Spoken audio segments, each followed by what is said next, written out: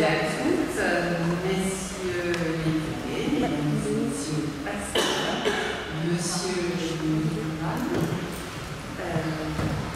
monsieur le président de la communauté juive d'Israël, monsieur Georges Richard, mesdames et messieurs, je viens de le faire, mais je me formule de cette tribune, je vous souhaite la bienvenue dans notre mairie. Je suis ravie de vous y retrouver et de vous y accueillir à nouveau pour un événement qui s'inscrit dans la dynamique du dialogue interreligieux et laïque de notre arrondissement et dans la continuité de la conférence de partage que nous avons eu le plaisir de relancer l'année dernière et j'espère que nous nous retrouverons au plus vite et toujours avec l'objectif de garantir le vivre ensemble dans notre arrondissement.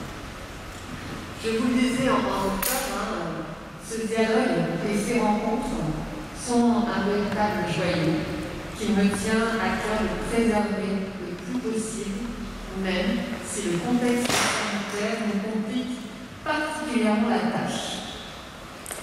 Ces espaces d'échange sont pour nous indispensables et je remercie tout particulièrement l'association SIEU d'avoir proposé l'organisation d'un événement de ce type. Je vous remercie également toutes et tous pour votre présence et pour cette envie qui nous anime, envie de dialoguer. J'espère que nos échanges seront fructueux pour l'avenir de notre arrondissement. Mais je découvrirai l'inquiétude à ce sujet. Sans plus attendre, je laisse la parole à M. Vin, que je remercie encore tout particulièrement, et qui n'a pas nous présenter le déroulé et surtout les intervenants que nous avions à cette tribune. Merci. Merci, Madame la maire, de votre invitation, de votre accueil chaleureux. Le premier canton, après les conférences de partage auxquelles vous nous avez invités, qui n'ont pas pu toutes se tenir en mairie, nous avons cette chance, ce privilège même de pouvoir aujourd'hui, 7 février 2022, organiser un événement interreligieux laïque ici, dans une salle de la mairie. Merci infiniment, et pas n'importe quelle salle, une salle remarquable, la salle d'honneur, la salle des fêtes.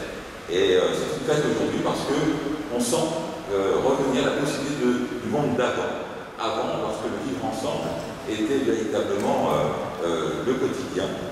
Or, après 2 années d'épreuve, qu'en est-il du vivre ensemble? Eh bien, c'est la question qui va nous réunir aujourd'hui. Comment vivre ensemble en temps de crise? Et pour cela, les intervenants ici vont se présenter. J'aimerais simplement rappeler que, grâce à Daniel Ferrat ici présent, à qui je vais laisser le micro, nous avons organisé depuis 10 ans, avec notre ami Daniel, monsieur du 12e arrondissement, un certain nombre d'événements, des dizaines de rencontres, des dizaines de rencontres, mais notamment ici en Mairie. La toute première, c'était en 2012. C'était une cérémonie de fin de mission de service civique pour notre toute première volontaire en service civique. Voilà, nous avons voulu l'honorer, notre première volontaire en service civique, en lui remettant solennellement son certificat ici même en mairie populaire. Puis en 2014, sur le thème de la solidarité des États-membres, il y avait un interreligieux, de même en 2015, recevoir un autre étranger à sa table. De même, c'était ensuite en 2019, enfin, il y a eu un certain nombre d'événements ici. Et Madame la maire, bien nouvellement nommée, a souhaité s'inscrire dans cette démarche. Et ça, c'est très important et essentiel.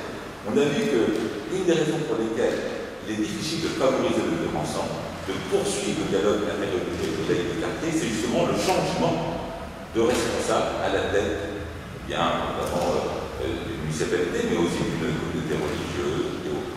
Il n'y a pas forcément de suivi. Là, on voit que les maires se succèdent, mais finalement, toujours veulent poursuivre le vivre ensemble. Et on a l'habitude, surtout en ce moment, en pleine campagne politique, de montrer la division, d'appuyer sur la division entre les responsables politiques. On voit qu'au contraire, au niveau local, il y a une responsabilité de ces mêmes responsables politiques pour poursuivre le vivre ensemble en France. Et ce n'est que, alors évidemment, ce n'est pas les médias qui vont le dire, mais je pense que c'est important aussi de signaler.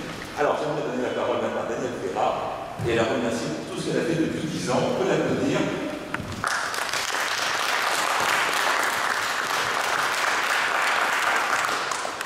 Merci Alexandre. Bonjour à tous, merci à Madame la maire encore une fois de me recevoir dans sa belle mairie.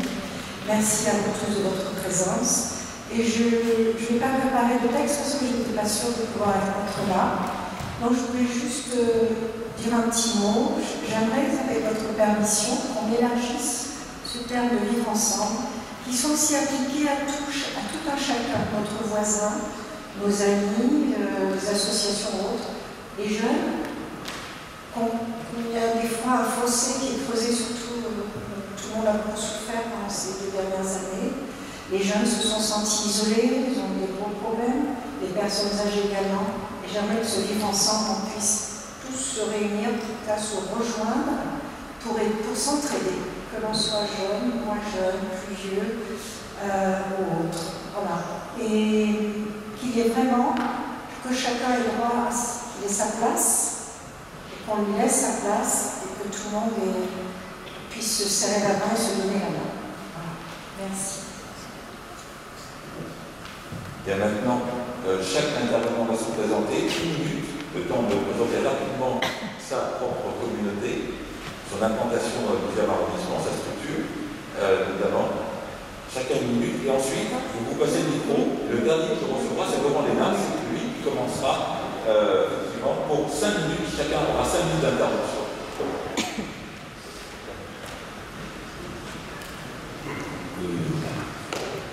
C'est Thomas, président de l'association de l'eau, conseil du 12e arrondissement.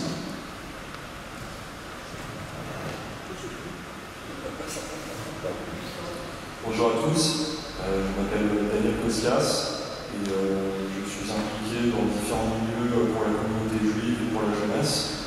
Je suis membre du comité de la synagogue Rabbi Simcha situé dans le 11e arrondissement. Je suis scout aux Zégaras israélites de France, dans un groupe local situé dans le 4e arrondissement. Je graphie à peu près tous les échelons et aujourd'hui je suis formateur pour les animateurs. Et enfin, je suis aussi trésorier d'une fédération étudiante qui s'appelle la Fédération Alliance. Bonjour, je suis M. André Hamzalag, je suis le président de la synagogue de Shifté Israël, cité Moinet dans le 12e. Bonjour, je suis curé de la paroisse du Saint-Esprit, également dans le 12e, et doyen des paroisses du même arrondissement, 5 paroisses avec Notre-Dame de Bercy, Saint-Antoine de 15-20, Saint-Éloi et la dernière Immaculée Conception. Bonjour, je vais aller très vite puisque je suis comme Emmanuel Pierre-Marie, la maire de l'arrondissement, l'a déjà dit, je suis le premier adjoint de la mairie du 12e. Alors juste pour l'anecdote, Alexandre Vic parlait des continuités, j'étais déjà le premier adjoint dans l'équipe municipale précédente et j'étais notamment en charge de la partie qui concerne la coordination de la conférence de partage qui avait mis en place l'équipe municipale de la maire précédente et qui Emmanuel Pierre-Marie a souhaité prolonger. Ça fait partie aussi des éléments qui permettent des fois des continuités quand les premiers adjoints ne changent pas, que les maires certes changent, mais qu'elles poursuivent aussi des politiques qui s'inscrivent pour certaines dans la durée et non pas dans tout l'éclat. Et là, Emmanuel a souhaité s'inscrire dans la durée. Et donc c'est aussi pour ça que tout ce qui a été le travail fait avec la conférence de partage, tout ce qui a été fait avec eux, avec l'ensemble des communautés, peut se prolonger aujourd'hui en dépit des conditions difficiles dans lesquelles on a pu reprendre à cause de la crise sanitaire. Voilà, donc des inscriptions dans le long terme et non pas dans ce que j'appelle le coup d'éclat, le coup de com'. On s'est inscrit dans une démarche depuis longtemps, on l'avait dit en 2012. Je me rappelle très bien de ces moments, et je finirai là-dessus. Vous aviez d'ailleurs rencontré tous les élus à l'époque. Vous aviez rencontré les députés à l'époque qui avaient salué cette démarche, la maire de l'arrondissement qui était Michel de Métal, l'ensemble des élus, et vous aviez souhaité inscrire ce caractère-là aussi dans la durée, puisque l'idée n'était pas d'avoir une action simplement pour un moment, mais de l'inscrire plus plus longuement, plus dans le temps. Et je pense que c'est un des éléments sur lesquels on reviendra, mais en tout cas sur lesquels, sans tout dévoiler, cette équipe municipale souhaite engager ses actions, non pas sur du court terme, mais sur du long terme, parce que les défis qui sont devant nous sont immenses et le vivre ensemble en est. Merci infiniment. Et vous voyez que entre les états-majors qui actuellement se divisent sur les différents plateaux de télévision et vous voyez l'harmonie qui règne véritablement entre deux élus, Madame la maire et son premier adjoint, on voit bien qu'il y a deux poids, deux mesures et qu'au niveau des territoires, la France tient l'avenir, les territoires sont tenus avec des personnes de responsabilité et cela, c'est bien de le rappeler aussi, c'est peut-être notre rapport, on y reviendra. Peut-être que mon micro n'était pas nécessaire parce que je suis appuyé sur le vôtre, m'a rappelé Alexia Delfos, qui est chef de cabinet, qui a beaucoup aussi œuvré pour la rencontre ici. Voilà, je suis appuyé sur le bouton, si vous voulez.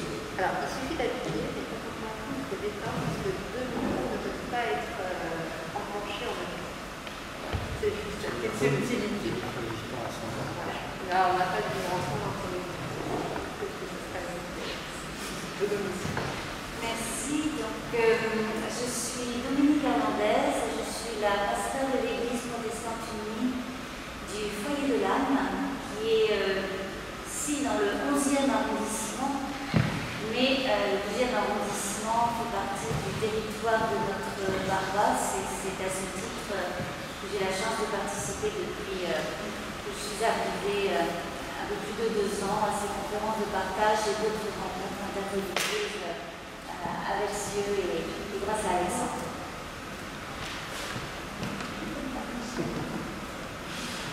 Bonjour, Anthony Boussoma. Moi, je suis le coprésident de l'Union bouddhiste de France, dont le siège est situé dans la Grande Pagode du Bois de Vincennes. Et d'ailleurs, j'étais assez ému de voir la fresque qui est dans la petite pièce d'à côté, puisqu'on y voit a priori des personnages d'Asie et cette fresque remonte à commémore l'expédition coloniale de 1931, dont la pagode est aujourd'hui un des éléments qui nous est parvenu et que l'on essaye de faire vivre qu'un cas, mais on va y arriver. Oui, bonjour à tous, je suis Laurent Léna. Je représente aujourd'hui le petit temple bouddhiste, aussi tibétain, qui est juste à côté de la grande pagode face au lac Omini. La parole. J'ai l'honneur très impressionnant de commencer le titre de table requête au train d'urgence. Je ne suis pas un républicain, je fais partie de la communauté du temple tibétain, je ne suis pas un républicain. Je regarde au train d'urgence sur le débat de ce tour de table. Donc, le vivre ensemble en tant que crise, la première chose que ça évoque dans le partage qu'on propose aujourd'hui, c'est la prise de conscience et la mise en exergue d'un principe de base pour nous de la philosophie, de la proposition philosophique, voilà, qui est l'interdépendance. L'interdépendance, c'est quoi? Que ce soit en tant que crise ou en tant que plus paisible, que ce soit en tant que paix, nous pensons que tout est relié, tout ce qui nous arrive et nous lie les uns aux autres. Nos vies, nos choix, nos bonheurs, nos malheurs sont reliés les uns aux autres et ils se conditionnent mutuellement. D'une manière simple et sans exégèse, mes choix peuvent avoir un impact sur les vôtres, vos choix auront un impact sur les miens. Je ne peux pas être heureux tout seul, personne ne peut être heureux tout seul. Et l'interdépendance, c'est la prise de conscience d'une manière très simple. C'est la prise de conscience de ça. Thich Nhat Hanh, qui est un grand maître vietnamien qui nous a quitté la semaine dernière, je vous rappelle, a une phrase que j'aime beaucoup. Il dit « 3 roseaux coupés ne peuvent tenir debout en s'appuyant les uns sur les autres. Si vous en retirez un, les 2 autres tombent. » Et j'aime bien cette image qui montre que ce qui nous arrive, et particulièrement dans ces temps de crise, met en évidence cet aspect-là des choses. C'est ensemble qu'on peut trouver et qu'on peut vivre des choses qui nous feront passer ces temps de crise. Et après tout, cette prise de conscience de ce qui nous relie, je me souviens d'une précédente réunion de cieux, on en avait parlé quand on parlait du sens étymologique du mot religion. Après tout, le sens étymologique du mot religion, c'est relier. Relier et donner un sens, pour passer les épreuves, pour comprendre le chemin de la vie, pour savoir essayer d'améliorer notre compréhension de ce qu'est ce chemin. Et donc, tout est relié. Il y a un autre méthode, je ne sais pas, j'ai été chez un maître japonais qui dit la crise nous invite à puiser dans la sagesse de cet enseignement, dans la traversée, en mettant en avant des valeurs telles que l'altruisme et la solidarité pour en être des réponses au sentiment d'isolement et de non-lien qui peut parfois s'instaurer. C'est ce qu'on a tous connu, je pense, pendant ce temps de crise, c'est le sentiment d'isolement lié à cette crise. En plus, la crise en elle-même nous a amené à prendre des décisions de nous séparer, de limiter les contacts. Et donc, du coup, l'enjeu a été de trouver d'autres manières de continuer ces liens, de vivre ces liens. C'est tout l'enjeu qui est devant nous maintenant. On restera, que ce soit en temps de crise ou en temps de paix, les maillons, le mot est peut-être un peu faible, d'une immense chaîne. Nos bonheurs se conditionnent mutuellement. Et ce que je voulais dire, on n'a pas 5 minutes, c'est un aspect philosophique. Mais un moment comme celui-là en est une démonstration de tout l'enjeu pour nos spiritualités, quelles qu'elles soient, que ce soit leur sensibilité, leur vision, propose de vivre dans les faits ce que sont ces éléments philosophiques. Ces éléments comme aujourd'hui, et je remercie chaleureusement la citation du démonstration d'organiser ces moments, parce que c'est ça qui fait que ce n'est pas que des mots, et que ce sont des actes, ce sont des actions. Je ne veux pas être long, je vais juste finir par une proposition très concrète. Et enfin, nous allons réorganiser dans 4 temps présents, il y a d'autres événements, on parlera peut-être d'autres, mais il y a un événement qu'on a parfois organisé les années précédentes, le Festival pour la paix, où on a envie cette année de mettre encore plus en exergue que les années précédentes le dialogue entre les différentes spiritualités, et ça aura lieu à la fin du mois de juin. Je voudrais juste une intervention pour le côté vivre ensemble, on propose de le faire, et pas que d'en parler. Je vous invite chaleureusement à cet événement qui aura lieu le dernier week-end de juin à la Grande Parole. J'ai l'intention de proposer, comme vous avez l'habitude de faire auparavant, des échanges, des rencontres spirituelles, des échanges tout courts de nos vécus, pour justement que ce vivre ensemble, ce soit pas juste un aspect philosophique, mais qu'on arrive à mettre en pratique dans nos vies. Voilà, merci. Merci.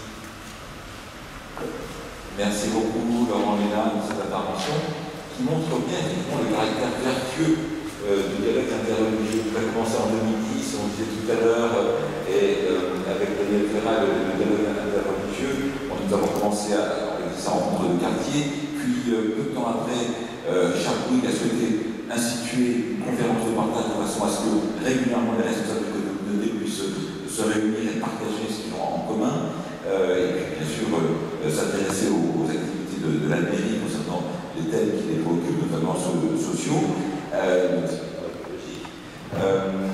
et puis Laurent Lénard a rappelé que le Festival de la paix a un dialogue interreligieux. Et chacun invite, et la conférence de partage invite les acteurs du dialogue interreligieux, de même Laurent Lénard, le Festival de la paix. Donc il y a un cercle vertueux qui se construit, il y a une dynamique qui se construit. Et ça, c'est aussi très intéressant en termes de vivre ensemble, de voir comment il y a une synergie qui se réalise entre différents pôles d'acteurs dans le même territoire. Je laisse la parole maintenant à Anthony Bousbar, co-président de l'Union bouddhiste de France. Je suis désolé, mais c'est 2 intervenants de l'Est. Oui, c'est mieux, on n'entend pas sinon. Vous allez m'entendre mieux comme ça? Oui.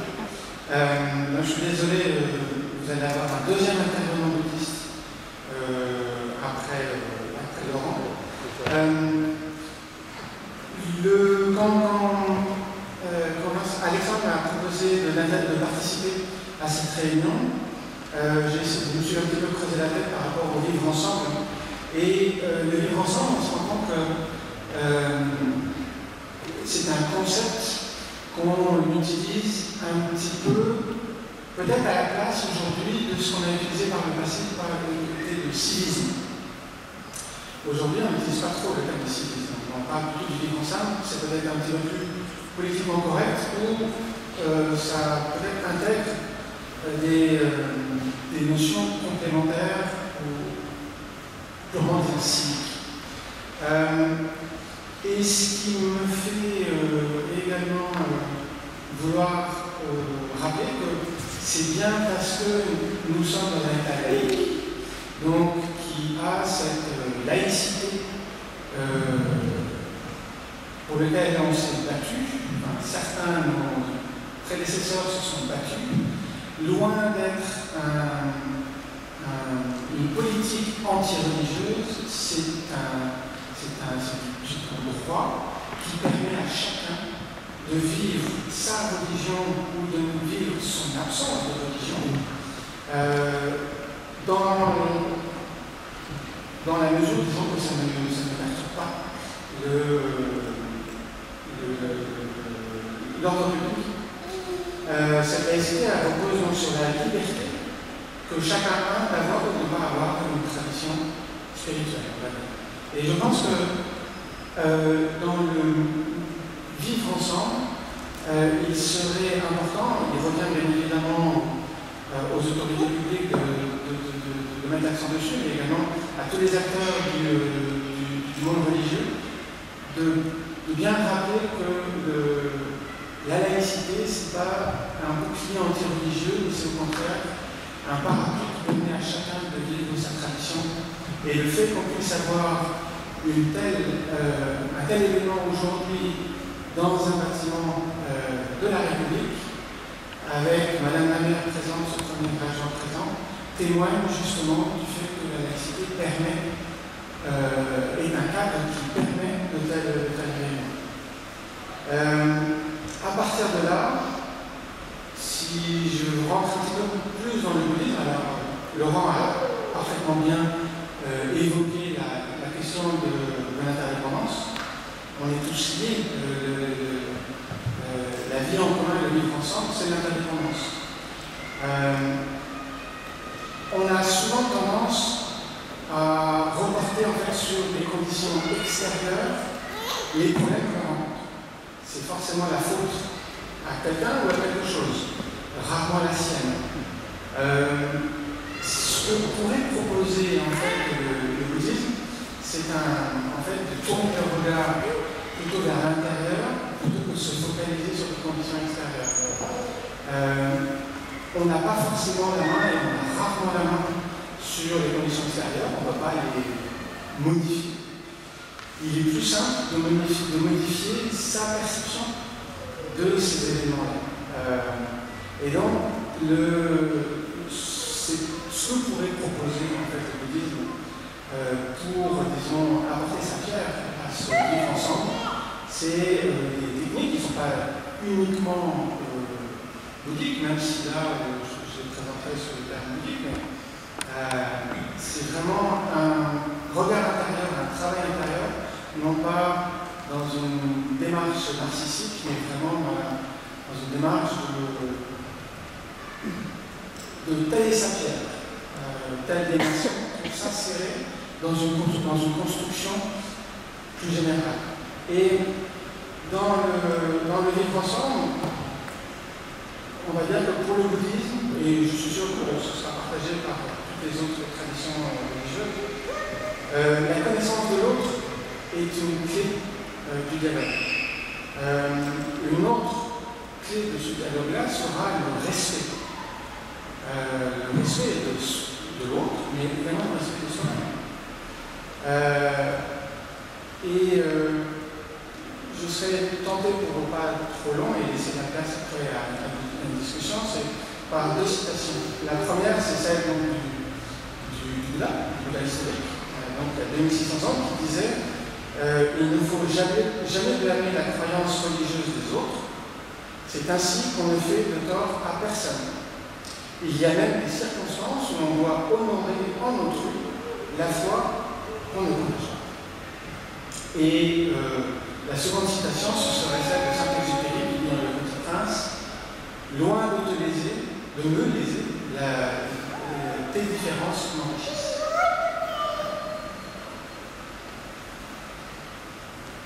merci infiniment pour ces paroles qui montrent que le moment d'avancer avec les locateurs religieux, peut-être que l'un des tout premiers coups d'art humaine est celui qui, à en avoir parlé et avoir sollicité les uns et les autres le respect des religions, c'est certainement Louis Bouga qui à l'origine peut-être un des pionniers du dialogue interreligieux. Merci de ce rappel.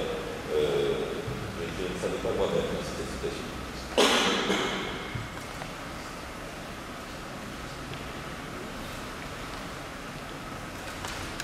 Le mot qui m'a arrêté en fait dans le titre donné à cette rencontre, en fait c'est le mot crise.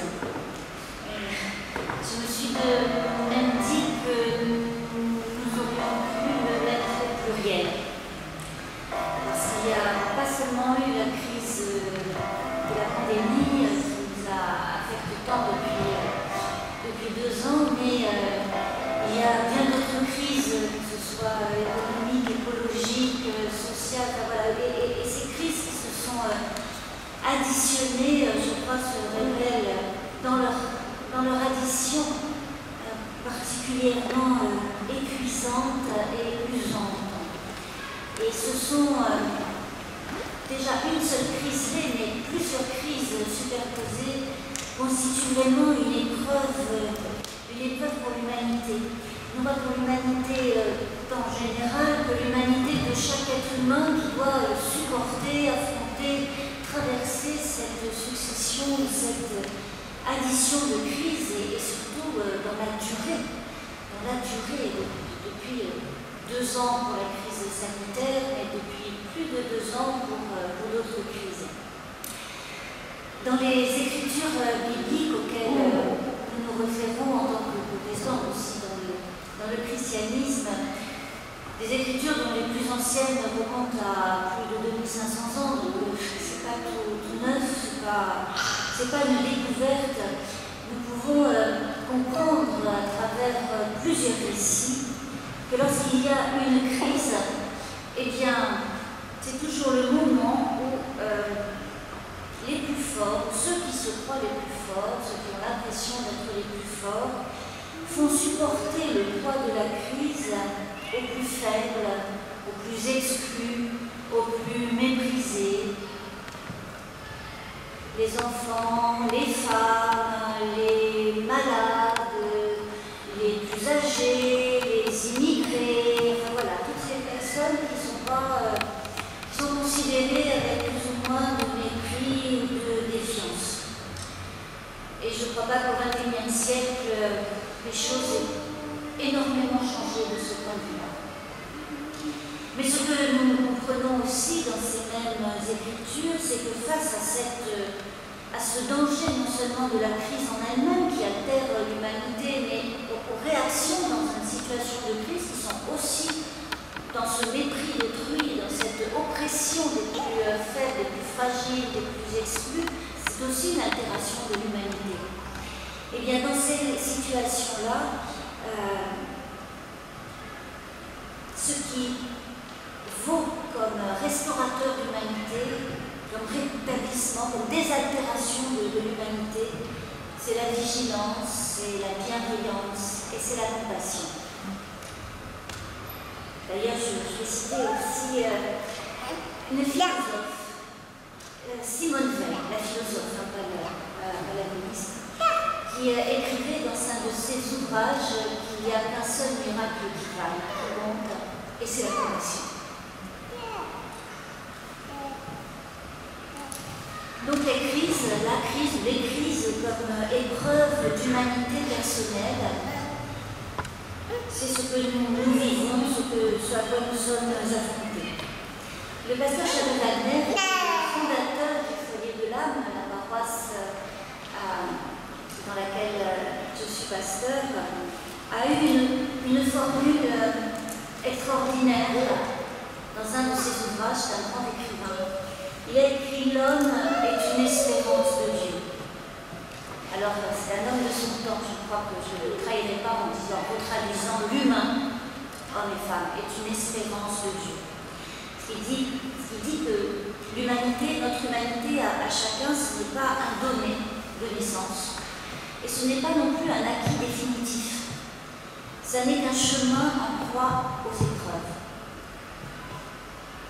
C'est un chemin d'intériorité personnelle et c'est un chemin commun, c'est-à-dire un chemin de relation. Parce que pour devenir humain, ou pour rester humain, ou pour résister à la déshumanisation, nous avons besoin d'un être intérieur qui soit nourri.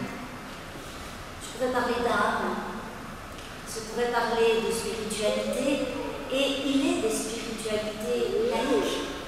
Simplement dans l'idée de se dire que le sens de notre vie n'est pas restreint à notre satisfaction personnelle. Déjà, avoir conscience de ça, quelle que soit sa religion, même si on n'en a pas, c'est une question de spiritualité. Donc on a besoin d'une vie intérieure, pour dire comme ça. Et puis on a besoin des autres. On a besoin des autres différents. Des autres donc et des autres qu'on ne choisit pas. D'autres différents avec toutes sortes de différences. Il n'y a rien de plus néfaste pour l'humanité, personnelle ou dans son ensemble, que l'esprit de clan. Que le soi-même, entre soi, les mêmes. Je crois qu'un des grands témoignages de l'esprit de l'Évangile, c'est cela. C'est de sortir des esprits de clan. Et dans tous les domaines possibles. Le repli sur soi, la fréquentation uniquement du semblable, ça défait l'humanité. Et en temps de crise, comme c'est une tentation majeure, eh bien, il faut y être vigilant et y être vigilant ensemble. Pour le dire encore autrement, un des fondements de la volonté de vivre ensemble, c'est la reconnaissance mutuelle. Se parler, se rencontrer, s'inviter, se présenter, voire s'exposer. Et là, je rejoins mon prédécesseur, nous avons la chance que la laïcité, ici dans ce pays, offre un cadre pour que tous, religieux et non religieux, nous puissions nous présenter les uns aux autres, nous parler les uns aux autres. Parce que je crois profondément qu'il n'y a que ceux-là qui œuvrent vraiment en temps de crise, au singulier, au pluriel, et même si un jour nous vivions sans crise, il n'y a que ceux-là qui puissent lutter contre la fermeture, contre l'esprit de clan, on peut dire, excusez-moi de citer une marque, l'esprit Tupperware, les boîtes hermétiques dans lesquelles on s'enferme. Lutter aussi contre le simplisme. Une crise, ça n'est jamais simple, ni dans ses causes, ni dans ses solutions, ni dans ses résolutions. C'est toujours très compliqué. Donc tout ce qui lutte contre le simplisme, c'est quelque chose qui fait du bien à l'humanité. Et puis aussi ce qui lutte contre l'ignorance. Et en temps de crise, c'est aussi très facile, très tentant de se focaliser sur ce que l'on connaît, sur ce que l'on croit connaître, pour se dire, voilà, tout est là, ça suffit, le reste, ça n'est pas important, pourvu que moi je m'en sorte en mes semblables. Eh bien non. Alors, une réunion comme celle-ci, et tout ce qui se fait avec ceux, mais aussi dans d'autres lieux, avec d'autres associations, d'autres initiatives, c'est quelque chose qui désaltère l'humanité. Celle de chacun et celle de tous. Alors ces moments où nous pouvons le vivre, en profiter, eh bien, c'est un don de Dieu. Tout qui vienne, merci. Merci infiniment, Pasteur Dominique, pour votre intervention. Vous avez rappelé qu'effectivement, vous étiez pasteur du Foyer de l'Âme, qui est une église qui est en fait une église libérale, fondée sur une église protestante libérale. Et aujourd'hui, il se trouve que la messe catholique en l'occurrence, était basée sur un texte, celui de Saint Jacques. Et Saint Jacques, je parle sous l'autorité de M. Curé, ici présent, disait justement la religion est bâtie sur la liberté. Et qu'il est absolument essentiel de mettre en cohérence ses paroles et ses actes. Une parole très forte qui montre que le christianisme est certainement une des religions, mais c'est peut-être même la première, sur laquelle les droits de l'homme ont pu véritablement se bâtir.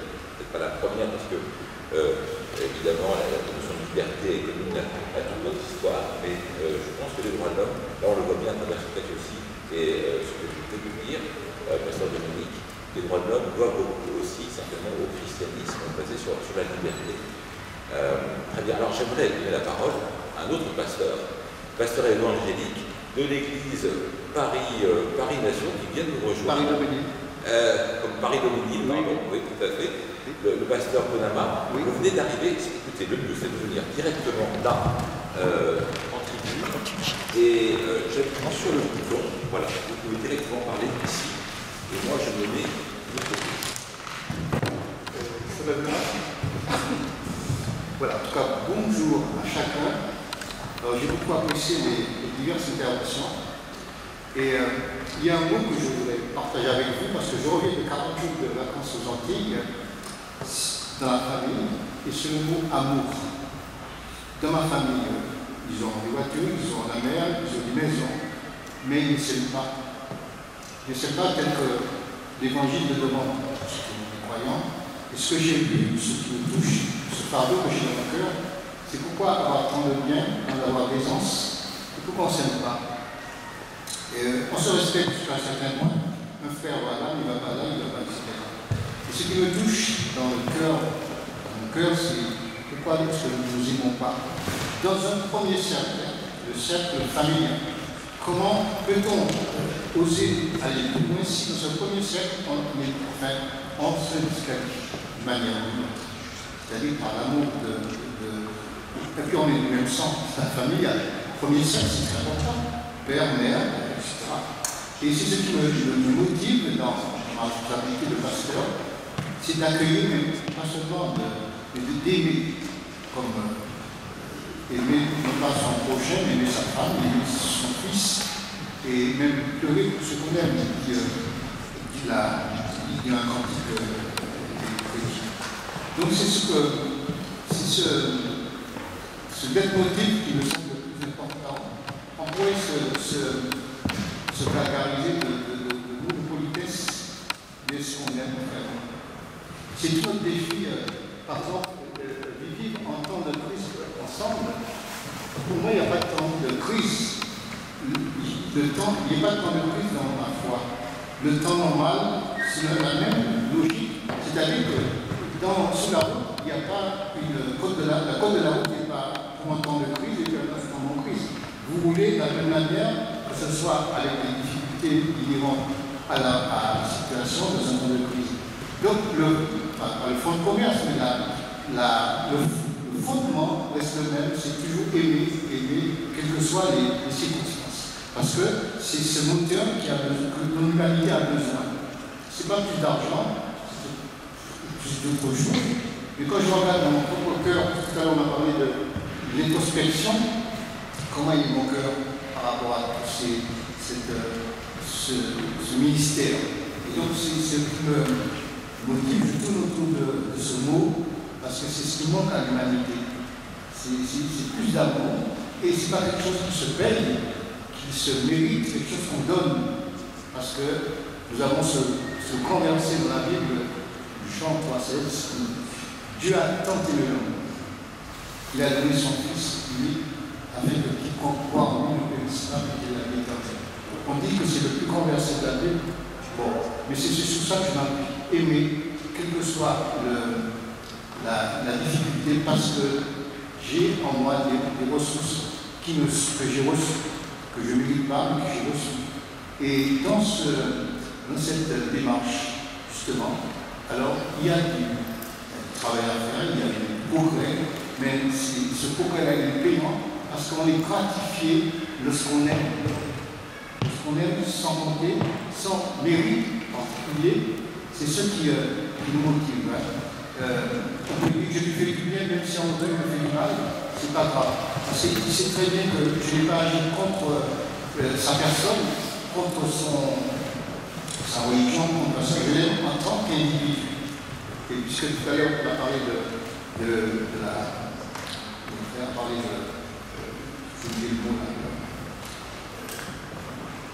ce que le christianisme a apporté à l'histoire de France, et s'il y a quelque chose que je peux marquer, c'est la notion du respect, mais aussi quelque chose de plus fort, ce que j'appelle l'amour du bouche.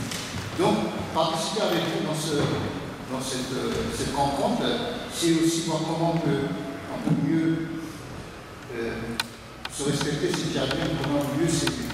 Et si on a cette motivation, comme d'être motive, il n'y a rien qui nous arrête. Parce qu'on n'a pas de difficulté, puisque notre désir, c'est d'aimer, et de ne pas mériter quoi que ce soit, de ne pas chercher à prendre, mais à donner. Et l'amour, c'est pas prendre, mais c'est donner. C'est toujours pour ça qu'on parle du verset. Donner, c'est ce qui me motive. Puisque Jésus dit, même si quelqu'un te frappe sur la joue droite, en lui la joue gauche. Pour ne pas il faut intervenir, c'est pas. Mais ne pas se défendre, chercher à se défendre, à avoir raison et à être justement celui qui s'impose, celui qui donne. Donc voilà ce que j'aimerais vivre avec vous, quelque chose qui est très fort et qui parle de l'investissement de chacun. Est-ce que je pourrais apporter ma pierre dans cette construction et avoir des fondations qui soient basées sur le rôle de l'amour. Voilà, merci beaucoup, monsieur le pasteur. Alors, de même que nous avons eu la chance d'entendre en binôme une parole communiste, une parole chrétienne protestante, on entendra la parole catholique tout à l'heure, on a la chance maintenant d'entendre en binôme une parole musulmane, celle à la fois de la mosquée Nour, qui anime aussi le dialogue interreligieux depuis sa création, parce qu'il ne faut pas oublier que c'était eux les premiers à venir frapper à la porte de la synagogue, des églises pour offrir notamment des gâteaux et autres choses au moment des fêtes. Et ils ont donné tout ça en pile au goût, le virus du dialogue interreligieux. Donc on entendra effectivement, c'est là le président de la mosquée Nour. Et juste avant, on va entendre Abdessaman Akrache, parce que lui-même, il représente aujourd'hui ici Salam Islam, l'association de Naïma Moguer qui n'a pu être parmi nous de retenu. Elle travaille dans sa culture et évidemment, en tant que fonctionnaire, elle n'a pas toujours la liberté évidemment de déplacement qu'elle pourrait avoir, mais Abdessaman Akrache va nous parler de son expérience qui était unique, assez extraordinaire. Il représente aussi l'association Tahara, dont il va nous parler.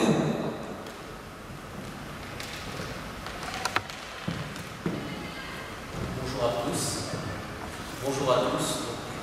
Je remercie l'association CIEU ainsi que tous les représentants et Madame le maire de nous avoir reçus au sein de la mairie, auprès de vous.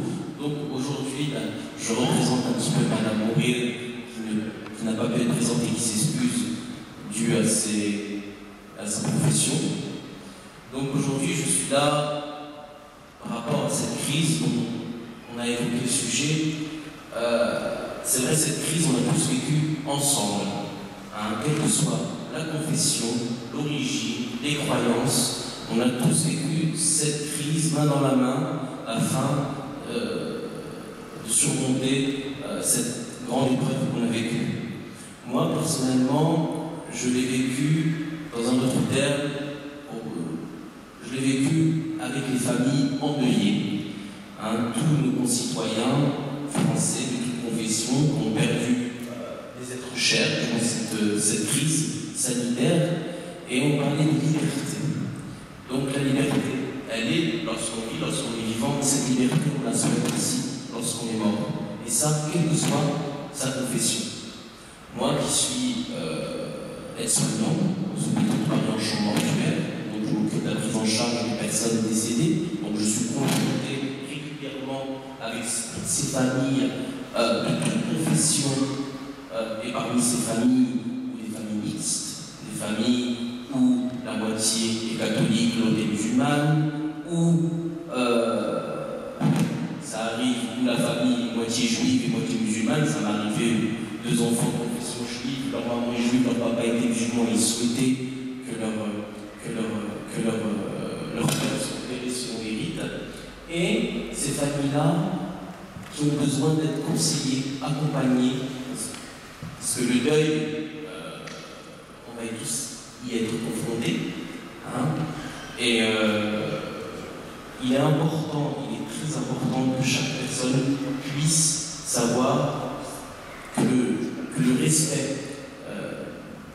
d'une famille en deuil, le respect de ses volontés, elle est aussi dans la mort, pas que dans la vie, la liberté. Donc c'est pour ça que je dis, au service des familles, on doit apporter tous ces soins de satisfaction en respectant totalement leurs croyances et leur liberté. Cette confiance que nous donne, moi je suis aussi toiletteur rituel, donc j'accompagne les personnes, je prépare les corps, le soin rituel qui s'appelle en hébreu et en arabe la tahara, qui veut dire la purification du corps. Et donc ces familles-là qui nous contactent l'association pour s'occuper de leur défunt, afin qu'ils aient un enterrement digne. Ces personnes-là, c'est vrai que des fois, il y a des enfants parmi qui sont athées, qui veulent respecter leurs grands-parents, leurs choix, leur religion, leurs croyances, et ils ont toujours cette peur qu'on leur impose quelque chose. Il m'est arrivé vendredi dernier une famille mixte. La maman est catholique, le papa est musulman, des personnes âgées, leurs enfants, ils avaient une cinquantaine d'années. Et ils m'ont contacté, ils m'ont dit voilà, on souhaiterait que notre papa soit enterré selon ses rites, selon sa religion. Et ils avaient cette inquiétude, je me dis pourquoi vous êtes inquiets? Ils ont dit en fait, on a la famille du côté de notre papa qui nous impose certaines choses, et nous on a peur, quoi. Est-ce que, en n'étant pas musulmane, j'ai le droit d'embrasser mon père? Je dis oui, bien évidemment. C'est parce que vous n'êtes pas musulmane que vous n'avez pas le droit d'embrasser votre papa. Et donc, c'est vrai que là, on est là aussi, notre association, combattre cette idéologie où ces personnes-là, des fois, qui n'ont aucune connaissance au niveau de la religion et qui véhiculent des messages auprès de ces personnes-là, des messages où c'est vrai, pour moi, c'est un extrémisme de dire ça à une personne, non, vous pouvez pas embrasser votre père parce que c'est pas musulman, non, c'est son père. Biologique, même si elle n'est pas musulmane, qu'elle soit athée, chrétienne, bouddhiste, non, ça reste son père. Et elle a voulu respecter son rite. Et donc, moi je suis président de l'association Tahara. Notre association se charge d'effectuer les rites funéraires musulmans, mais œuvre également pour que les plus démunis puissent être enterrés dignement, selon leur dernière volonté, celle de leurs proches. Nous accompagnons les familles endeuillées dès le premier instant du décès. Et aujourd'hui, j'ai été convié avec moi pour aborder avec vous le sujet de la confiance que ces familles nous portent. Parce que c'est quand même une confiance en quelqu'un qui te dit d'occuper des obsèques de ses parents, c'est qu'il te fait confiance. Et ces familles de toute origine, de toute confession, nous accordent l'honneur de prendre soin de leurs défunts. Et nous leur prodiguons le soin rituel, l'enveloppement dans le linceul. Et avant d'entrer dans le vif du sujet, revenons aux sources. Notre Seigneur a façonné l'être humain, Adam, de terre il lui a donné la vie. À la mort, l'enterrement prend tout son sens et permet son retour à la terre originelle. Nous avons tous cette lignée commune et nous retournons tous à cette terre. C'est pour ça qu'il faut qu'on s'aime comme des frères et soyons unis. Que tu sois bouddhiste, chrétien, juif, avant tout, nous sommes tous des frères en humanité. Et c'est pour ça qu'il est important de ne pas se laisser embrigader dans ces idéologies qui nous pourrissent la vie. C'est important que chacun de nous puisse, même durant cette crise, comment je peux dire, s'épauler entre nous, main dans la main. Et nous savons tous que l'enterrement est une pratique courante à travers le monde depuis la nuit des temps et dans toutes les contrées. Ce retour à la terre est donc une notion universelle. Chaque être humain, de par la dignité originelle que Dieu lui octroie, doit être enterré, quelle que soit sa croyance. S'il n'a personne parmi ses proches pour s'en charger, rappelons-nous que nous sommes tous des enfants d'Adam. Nous sommes tous des Ben Eden, comme on dit. Donc c'est pour ça que des fois, les personnes nous disent est-ce que, même si il n'est pas de confession musulmane, est-ce que vous pouvez l'enterrer? Bien sûr. Oui, on l'enterre.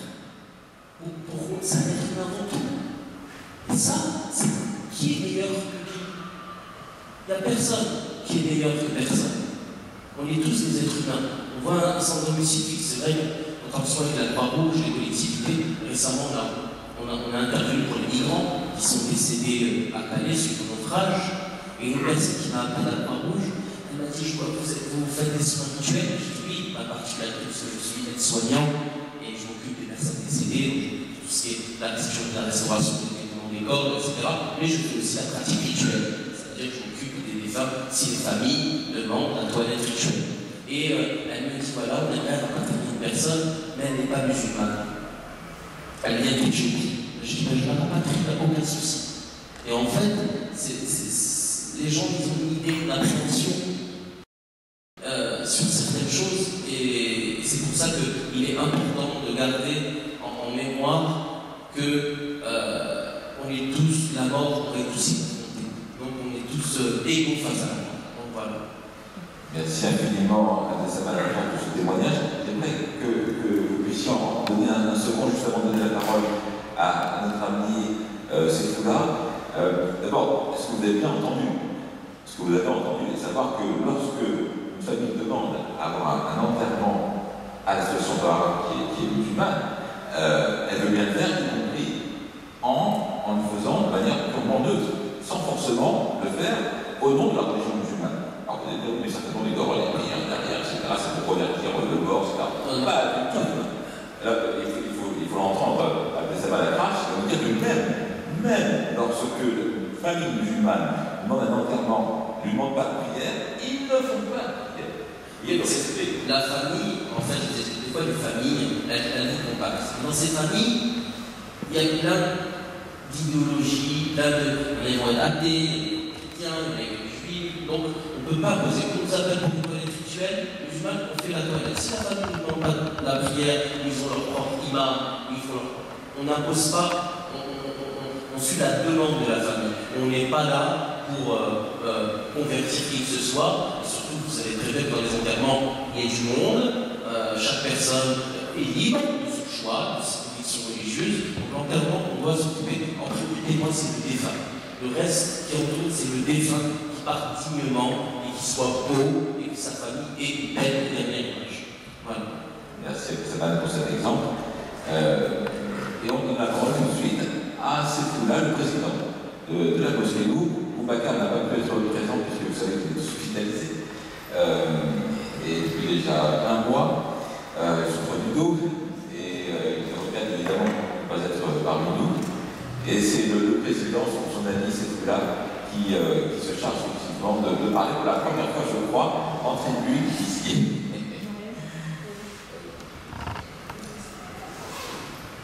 Bonjour à tous. Avant de commencer, vous avez tous le bonjour de notre doyen Chambaka pour raconter.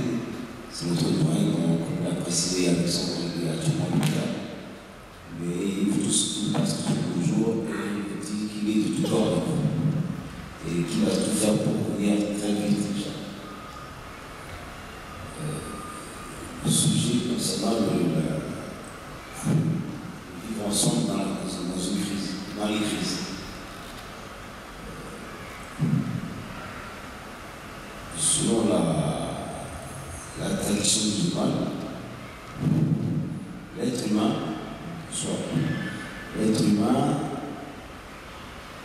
c'est une naissance d'une crise, lui-même il est d'une crise.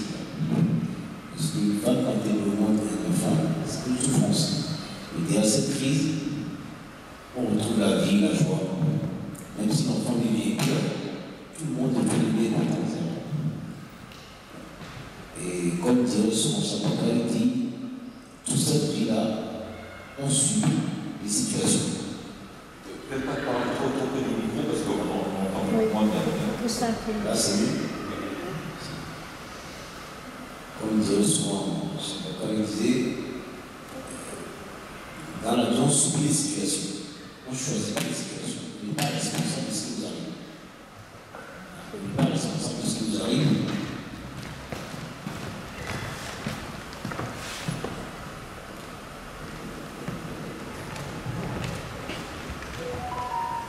On disait souvent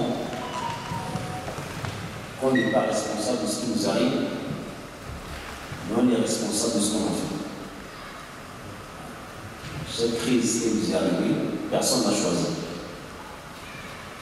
Quelle que soit la religion, toute religion a choisi, toute croyance a choisi. Tous on a subi cette crise. Et nous, chacun, on doit être responsable de ce qu'on a fait à travers cette crise.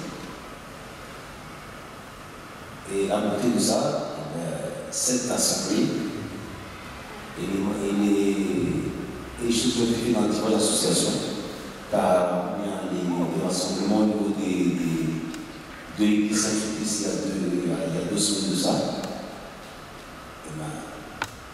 Notre responsabilité, c'est d'agir face à ça. Et notre agissement face à cette crise-là, c'est ça qui nous donne l'avenir de demain.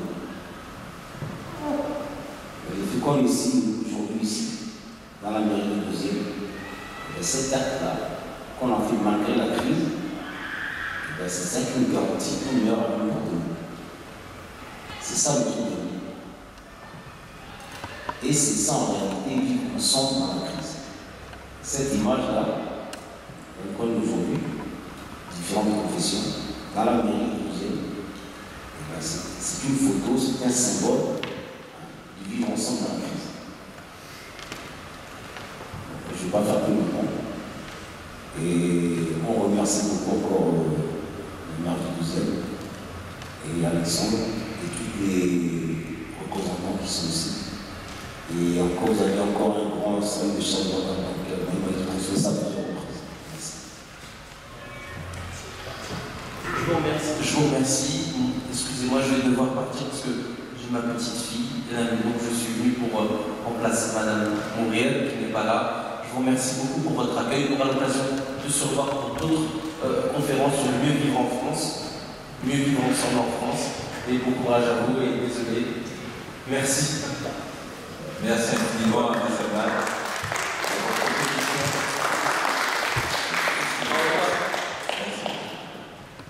La parole maintenant à David Koskas, qui représente à la fois David Koskas, et qui représente à la fois les sous-juifs et aussi les étudiants qui ont fait tout ça. Oui, c'est là qu'on entend des temps, ça ne joue pas trop.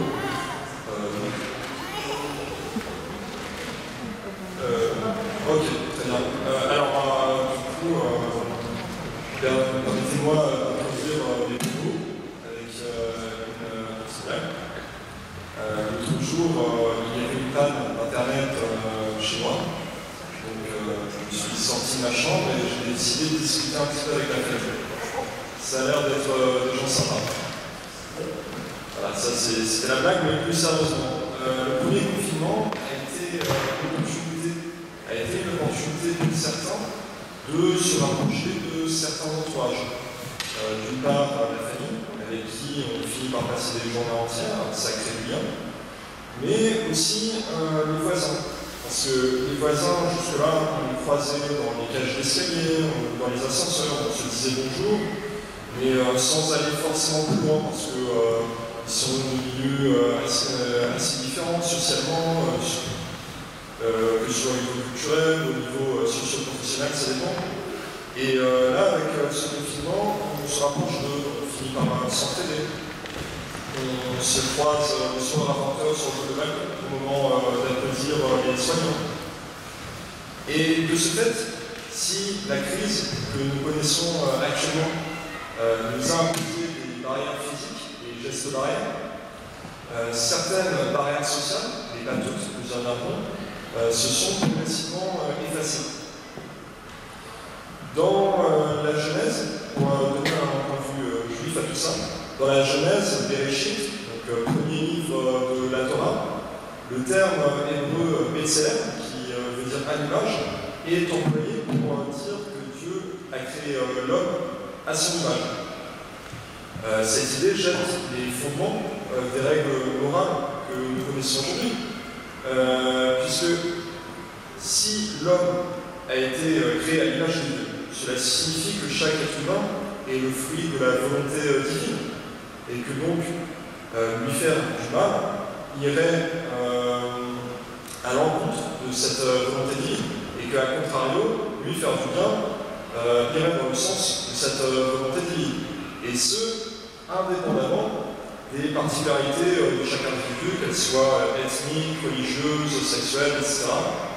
Et d'ailleurs, il convient de rappeler que Adam, le premier homme, qui a été créé par Dieu, peut-être célèbre à son image, n'était pas juif, puisque les notions d'hébreu, d'israélite, de juif sont postérieures à la création du monde et à la création de l'homme.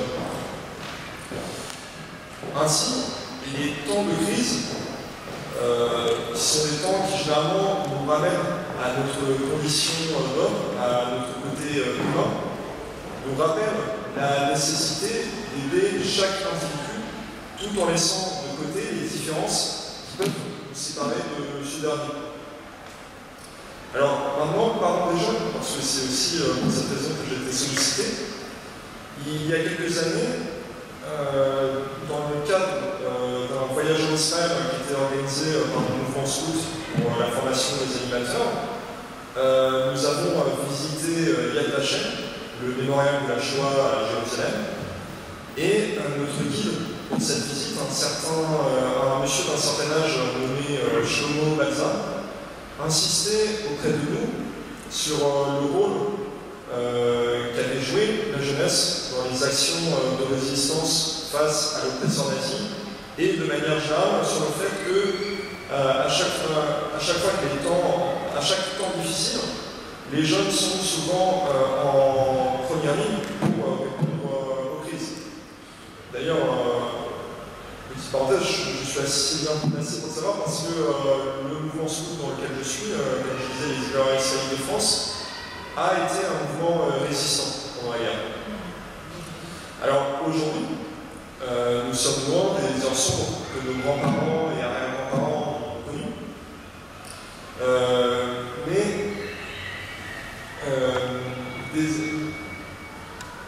Nous sommes nombreux parmi les jeunes à nous tourner vers les autres par différents biais comme les mouvements de jeunesse, les associations étudiantes.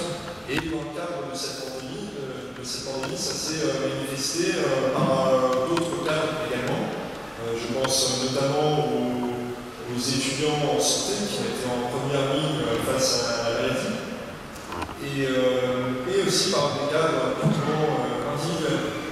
Car évidemment, nous ne sommes pas les seuls dans ça, mais nous avons scrupuleusement respecté les gestes barrières, nous avons joué le jeu à chaque fois qu'une restriction nous tombait dessus. Et en plus de ça, nous avons été nombreux à ne pas attendre que le vaccin soit ouvert au grand public pour nous faire injecter. Alors j'espère que Madame la maire nous pardonnera d'avoir un petit peu contourné les règles, mais au moins ça prouve notre volonté d'une part de nous protéger et d'autre part de protéger les autres. Malheureusement, si les jeunes ont joué le jeu dans cette pandémie, ils n'en ont pas moins souffert. En effet, les confinements, couvre-feu, cours en ligne et autres restrictions n'ont pas été sans conséquence sur notre santé mentale. Et pour cause, l'isolement, décrochage scolaire, précarisation. Évidemment, chaque jeune a réagi différemment. Et à titre personnel, je considère que je m'en suis plutôt bien sorti par rapport à d'autres. Mais à un âge où nous sommes en pleine construction sociale, l'effacement des barrières sociales que je mentionnais précédemment, des barrières sociales avec sa famille, quand on a la chance de pouvoir vivre avec eux, ou avec ses voisins, ne suffit pas. Quelque chose en particulier qui m'a blessé, c'est que lorsque des témoignages de jeunes en détresse paraissaient dans les médias, je voyais des gens sur les réseaux sociaux réagir avec un manque d'empathie, en relativisant sur d'autres périodes plus difficiles, comme celle de la guerre. Et ironie du sort, ces personnes qui disaient ça n'étaient pas toujours des personnes qui avaient vécu ces dites périodes difficiles. Souvent, il y a toujours bien sûr, mais souvent ces personnes-là avaient vécu leur jeunesse dans l'insouciance. Alors évidemment, je ne généralise pas. Je suis bien conscient que les gens qui réagissent comme ça sur les réseaux sociaux ne sont pas représentatifs de la population générale. Et que Si tout le monde manquait d'empathie comme ça, je ne serais pas parmi vous aujourd'hui pour discuter avec vous. Bien sûr qu'il y a... Encore 30 secondes pour conclure. Oui, c'est la dernière phrase. Alors, bien sûr, il y a pire situation, que la nôtre, il y en a toujours eu pire. Et bien sûr que les jeunes ne sont pas les seuls touchés par cette pandémie. Je pense notamment aux familles endeuillées, aux personnes âgées, aux personnes isolées qui n'ont pas forcément de famille. Mais au lieu de relativiser sur le sort de chacun, et si nous étions simplement solidaires les uns des autres? Et merci de cette parole qui n'était pas une conclusion, qui est, j'espère, aussi un début, évidemment un commencement, on y reviendra. Juste à côté de Daniel Koskas, notre ami le président de la synagogue Shifté Israël, qui a été nommé juste l'année dernière, mais qui évidemment est fidèle depuis toujours de cette synagogue, nous fait l'amitié d'être présent. Vous voyez un petit peu la chance que nous avons aujourd'hui. Nous avons tous les représentants, tous les chefs des communautés du 12e arrondissement. C'est quand même assez extraordinaire. C'est, je crois, une grande première. Donc c'est bon aussi pour l'avenir. Chef, c'est peut-être un petit peu fort, hein, mais bon. Alors je vais essayer de faire vite, parce qu'on a dû prendre un petit peu de... Il faut parler devant le micro. Devant le micro, je ne suis pas habitué. Je vais parler devant le micro. En fait, quand j'ai commencé à réfléchir au thème de cette intervention, je me suis dit, mais qu'est-ce que veut dire vivre ensemble en temps de crise? Alors, comme l'a dit tout à l'heure notre pasteur, quelle crise? On a eu la crise sanitaire, je ne reviens pas, écologique, économique et financière.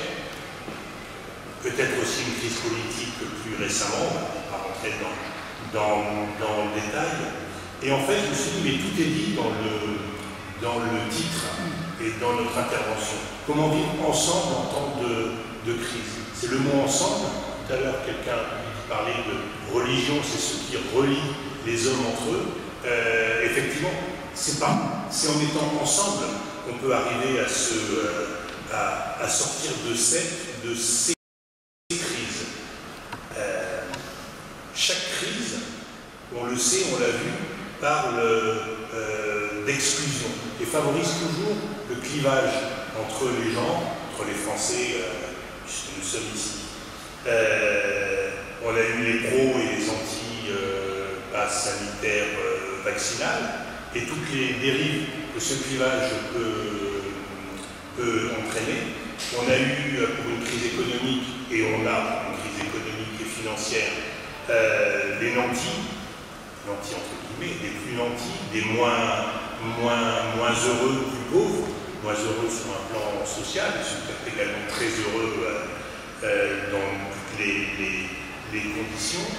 Et en fait, on a toujours un point commun à toutes ces exclusions, à toutes ces crises, c'est l'étranger. L'étranger a toujours été, pour qui que ce soit, a toujours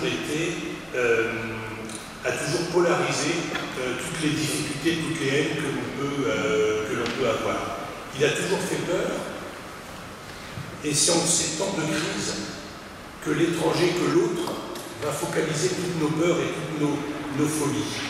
Mais si je prends un petit peu de recul sur les crises que l'on a vécues, notamment la crise sanitaire, on s'est rendu compte, comme l'a dit Dani, que les hommes et les femmes se sont entraînés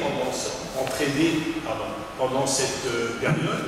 On a vu les gens faire les courses pour d'autres. C'est une période où tout le monde a pu ouvrir sa maison, a pu ouvrir son cœur, a ouvert aussi son porte-monnaie, où beaucoup ont pu donner, aller vers l'autre, accueillir l'autre. Et puis la question que je me pose maintenant, que je nous pose, et nous, aujourd'hui, hommes et femmes politiques, hommes et femmes de religion, qu'avons-nous fait au quotidien? Que faisons-nous? Qu'allons-nous faire? Pas spécialement ici, mais j'ai toujours dit, et je le répète sans cesse,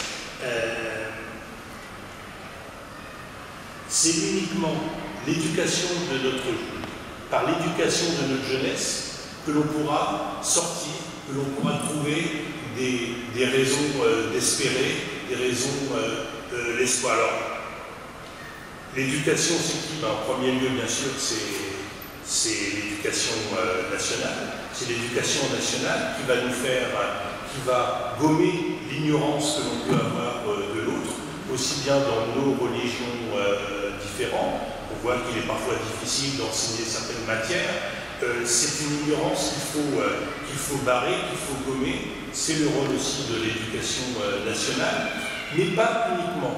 À tout niveau, on peut avoir, même sur des choses qui sont insignifiantes, qui peuvent paraître insignifiantes. Nous étions, il y a un mois de cela, sous l'égide de la mairie de Paris, sous la mairie du 12e aussi, nous avons inauguré, a été inauguré, le gymnase Youn Pérez dans le 12e de Bercy. Youn Pérez qui était un boxeur juif tunisien et qui a péri dans les camps, juste à la sortie, dans la marche de la mort. Ça permettait, je ne sais plus si c'est vous qui le disiez ou quelqu'un, un autre intervenant, disait, mais en fait, quand on aura, et c'est rien de mettre une plaque avec le nom de quelqu'un, ben, tous les enfants qui viendront dans ce gymnase poseront la question, qui était ce Youn Pérez? Qu'a-t-il fait sur le fond boxeur ou quoi que ce soit? C'est pas ça qui est le plus important, mais c'est aussi de relier aux heures sombres de notre humanité, de pouvoir relier son histoire et la connaissance qui barrera bien évidemment les ignorances de chacun.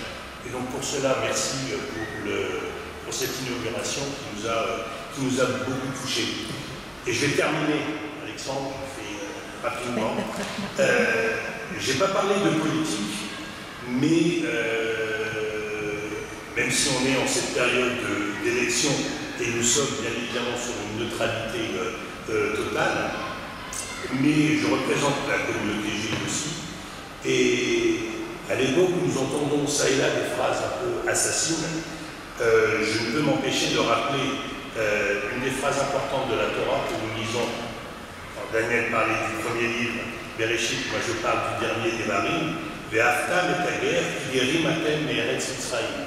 Vous aimerez votre prochain, car vous avez été vous-même étranger en terre d'Égypte. Et donc, c'est par ces mots simplement que je voulais terminer cette intervention qui est une ouverture aussi pour le reste. Merci. Merci infiniment, cher monsieur Zanak, cher André, si je peux dire, cher président, et merci vraiment aussi d'assurer la continuité. On parlait de la continuité tout à l'heure à la mairie du 12e arrondissement, continuité qui est assurée effectivement, comme l'a rappelé monsieur Richard Bouygues, par l'élection d'acteurs comme Richard Bouygues qui ont toujours souhaité favoriser le ensemble via le dialogue interreligieux. C'est vrai, on peut dire pas la même chose dans le 12e arrondissement, on peut saluer Nadine Lévy, qui a toujours été présent dans ce dialogue interreligieux depuis le début également, depuis 2010, et qui est toujours membre du conseil d'administration de la synagogue et qui est toujours présent. Donc effectivement, le fait d'avoir un administrateur présent, c'est un appui de plus pour celui qui est élu, qui est en charge et qui a besoin d'appui, parce que la chose n'est pas simple. Il y a bien sûr des opposants à ce type d'initiative. Donc merci vraiment à tous ces soutiens. Monsieur le curé, le père Arnaud, vous pouvez l'éviter d'être parmi nous. C'est à votre tour d'intervenir sur ce sujet, sur cette question. D'abord, merci à tous pour vos interventions qui m'ont beaucoup nourri. Et je vais moi aussi partir du mot crise qu'on a entendu un bon nombre de fois. Le mot crise en grec, c'est crimen, c'est-à-dire jugement. En fait, une crise, c'est toujours une occasion pour soit reculer, se détruire par les épreuves, soit pour avancer. Comme dit un proverbe, il n'y a pas de mauvais vent pour celui qui sait où il va.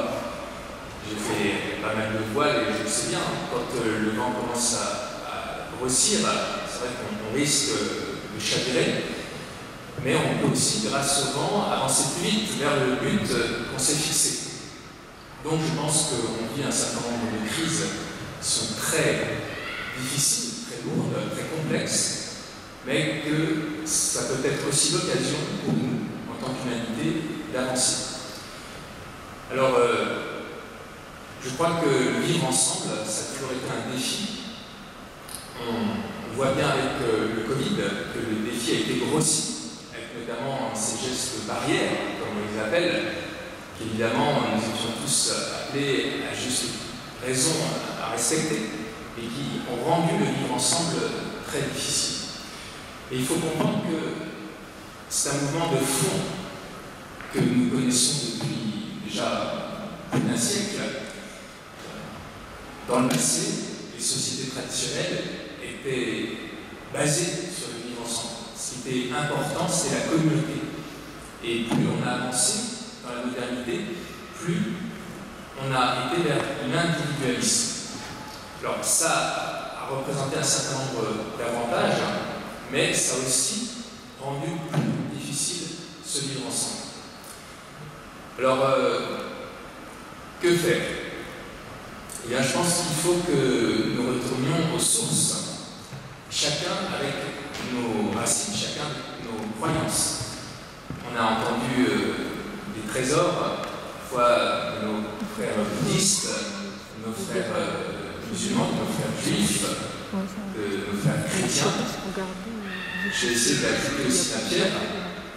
Pour nous, comme chrétiens, Dieu, non seulement a créé le monde par amour et avec amour, mais alors là, je me positionnais aussi, non, j'allais dire en tant que catholique, mais notre protestant le croit aussi. Dieu est Trinité, c'est-à-dire trois personnes. C'est-à-dire qu'en Dieu lui-même, il y a déjà le vivre ensemble. Dieu n'est pas un être, on va dire, séparé des autres, sur un trône élevé, il est lui-même communion. C'est le mystère le plus profond et le plus beau de notre foi. Et parce qu'il est communion, il cherche à ce que tous nous puissions entrer dans cette communion et la vivre. Et c'est pour cette raison qu'il va vers les hommes qu'il a lui-même créés. Dans le livre de l'Exode, une partie de Jean est un frère juif, Dieu entend la misère de son peuple et il décide d'envoyer Moïse pour venir au secours de ce peuple.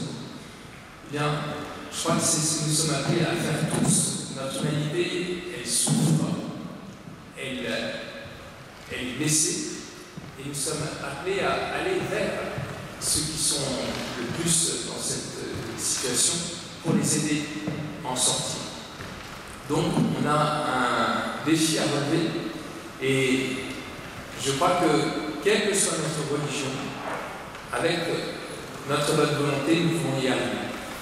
J'ai bien sûr d'abord et avant tout évoqué celui que je considère comme notre Seigneur, Dieu, mais je peux aussi prendre des exemples humains, et notamment je pense à quelqu'un comme Mère Teresa. Je pense que tout le monde ici l'a bien connue.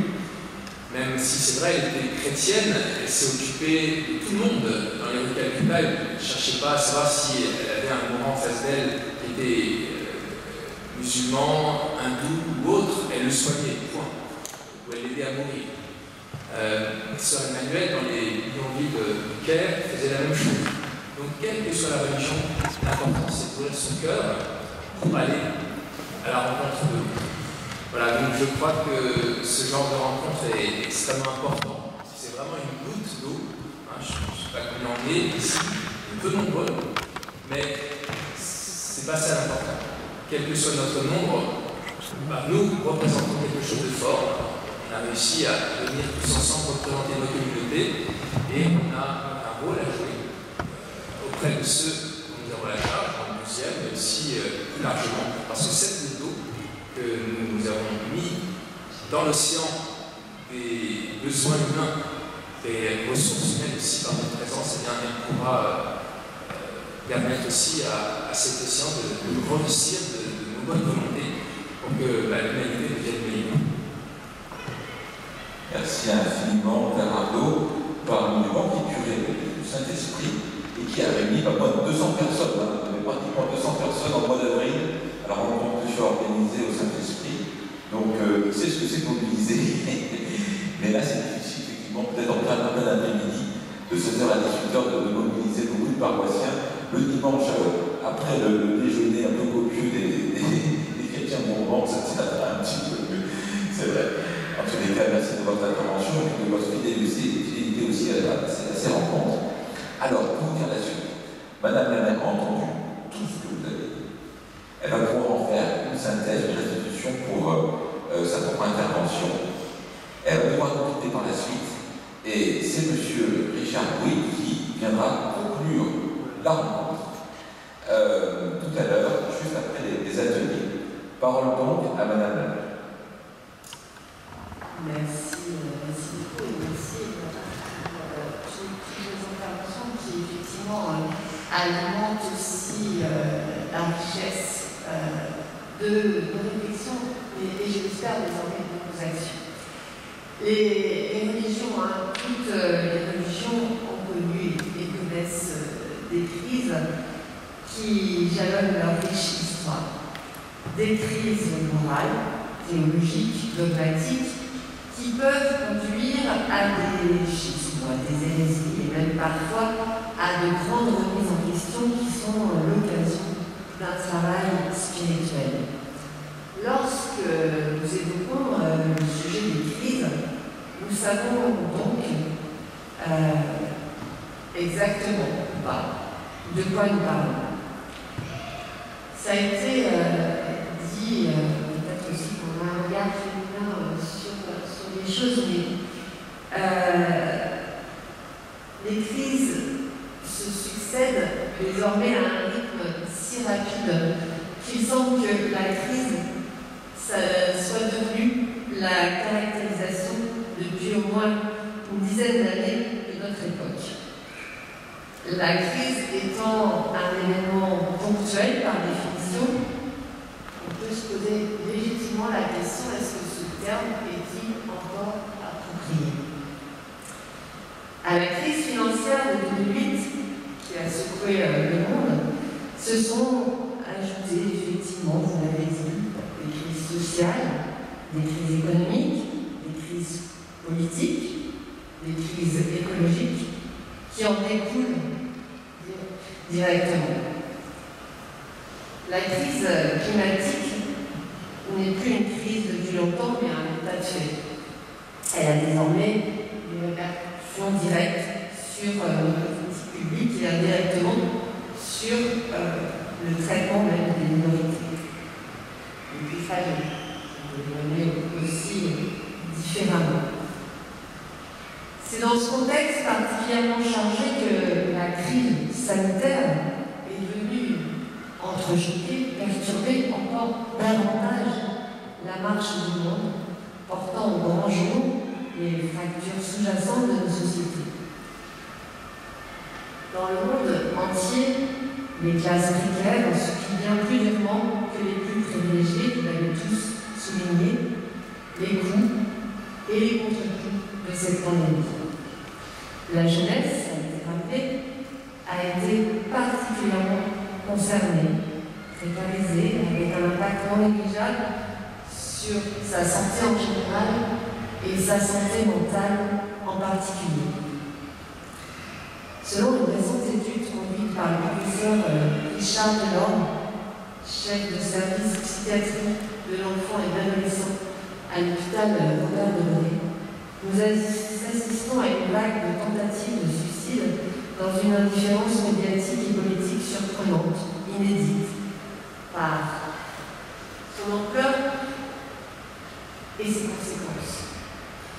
Au point que le professeur évoque une pandémie silencieuse. La réponse des États à cette crise était également inquiétante, privilégiant le contrôle et la répression sur de véritables politiques de santé publique. Notre époque est au trouble, mais c'est précisément lorsque l'époque devient difficile à lire, sur le sens du vent ou des vagues, je vous rejoins, lorsque les vieilles singularités semblent se défiler, lorsque les idéologies semblent se fondre dans des magmas de pensée simplistes et que les vieilles frontières de l'acceptable se voient dépassées,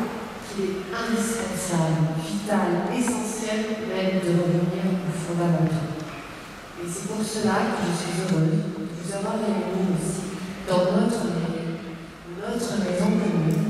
Et je ne me résous pas à ce que les liens qui unissent notre société se distendent. Revenir aux fondamentaux, c'est revenir à ce qui nous unit. Ce qui nous unit, c'est la reconnaissance de l'humanité de l'autre, de tous s'exprimer ainsi, se tourner vers l'autre, l'accueillir et le reconnaître, le connaître comme égaux.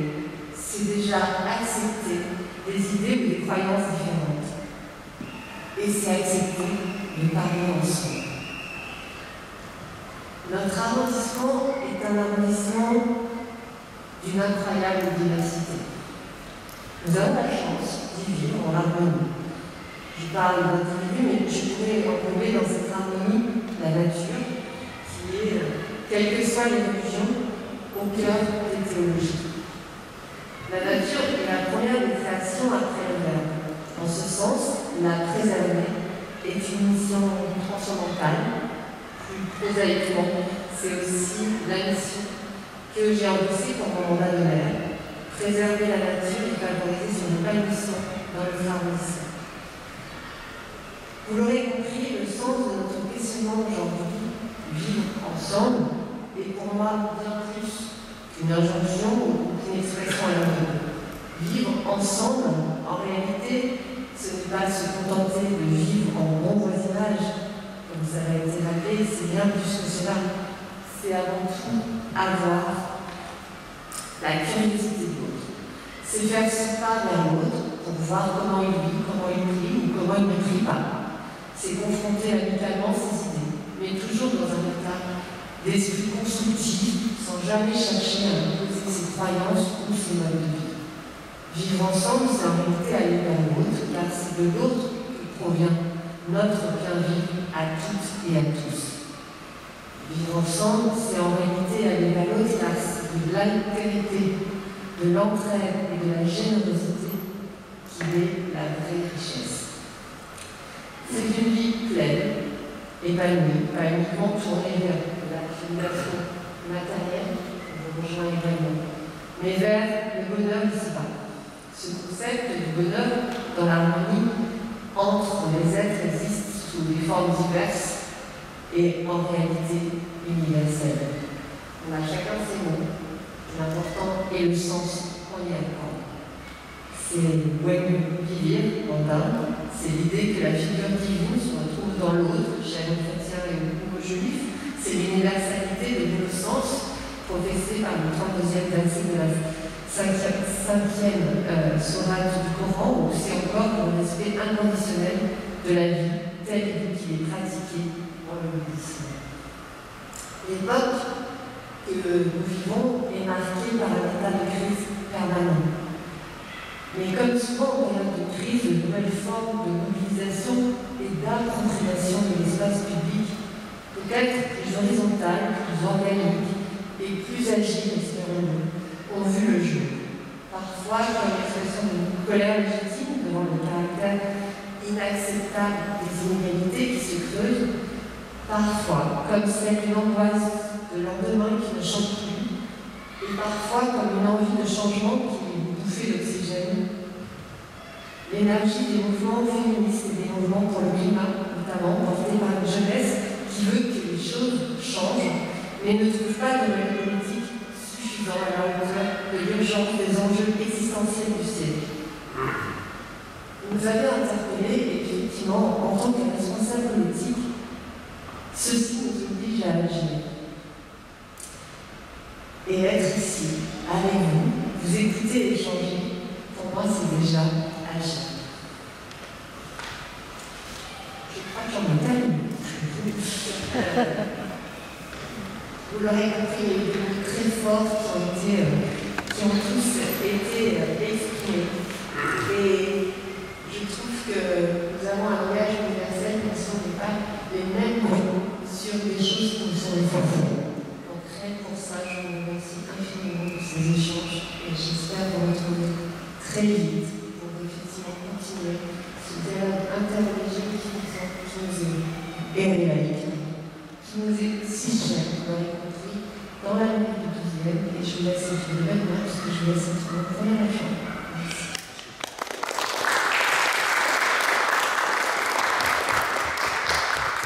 Merci infiniment, Madame la maire, de votre intervention érudite. Sur les premiers magistrats qui prennent la parole en citant effectivement dans le texte des textes religieux. Des félicitations pour cette contribution extrêmement passionnante et surtout revivifiante véritablement. Elle redonne du souffle à notre dialogue interreligieux qui en avait pas besoin après cette période de pandémie dont nous n'en sommes pas d'ailleurs tout à fait sortis. Alors, ce que je vous propose d'abord, est-ce qu'il y aurait une ou deux questions à Madame la maire qui va pouvoir nous quitter? Ensuite, ce que je propose, c'est que les différents bénévoles de l'association qui sont ici présents, qui connaissent le principe de nos rencontres. Ce sont des ateliers participatifs. Avant celui des dialogues religieux, surtout des dialogues bilatéraux entre deux religions. Mais c'était des interventions les unes après les autres et il n'y a pas véritablement de dialogue. Là, on va quand même faire un petit atelier dans cette vie parce que monsieur et Jacqueline nous fait l'habitude de rester un petit peu avec nous. Donc on va en faire un petit peu. Et puis surtout, on aura la chance, ça aussi c'est très important pour les responsables de la communauté, pas seulement pour les élus, mais aussi pour les responsables de la communauté, qui puissent vous rejoindre dans nos différents ateliers. Ces moments sont très, très rares. On est à la fois sans religion, chrétiens, musulmans, bouddhistes, juifs, réunis par groupe de 5, avec la chance d'avoir un responsable de la communauté pour dialoguer. Ça, c'est des choses qui sont rares, non seulement pour nous, pour vous, mais aussi pour les responsables de la communauté. Ça permet vraiment de générer ce dialogue de possibilité et de ressentir complètement ce que le niveau de ma citoyenneté est important de faire remonter. Donc, ce que je propose, c'est que donc Jacqueline, Daniel, Nadine, vous organisez 5 groupes de 4, parce que vous êtes 5 groupes de 4. Il y aura chaque intervenant en se rejoindre des groupes, en se demandant si les groupes soient bien hétérogènes, un jeune chrétien, musulman, bouddhiste et sans religion. Donc chaque intervenant ici rejoindra un groupe. Donc il y aura 2 intervenants ici par groupe, puisqu'on est 10. Donc ça fera des groupes de 7 au final. On va déléguer pendant un quart d'heure sur ce qui est important. On dirait directement au responsable de la communauté ce qu'il en est, parce que parfois on est un peu intimidé dans une grande salle de poser une question, etc. On a un cadre plus proche, les réactions sont plus, les interactions sont aussi légales. Donc voilà, je vous laisse faire Jacqueline, Daniel, Nadine, les différents groupes. Nous, pendant ce temps, on va faire une belle photo, parce que la matière ne va pas partir. Ce serait dommage que cette belle tribune, qui est assez exceptionnelle, c'est la première fois qu'on a tous les lieux par l'arrondissement, donc il faut dire que ça pose évidemment. Je vous souhaite devant ici.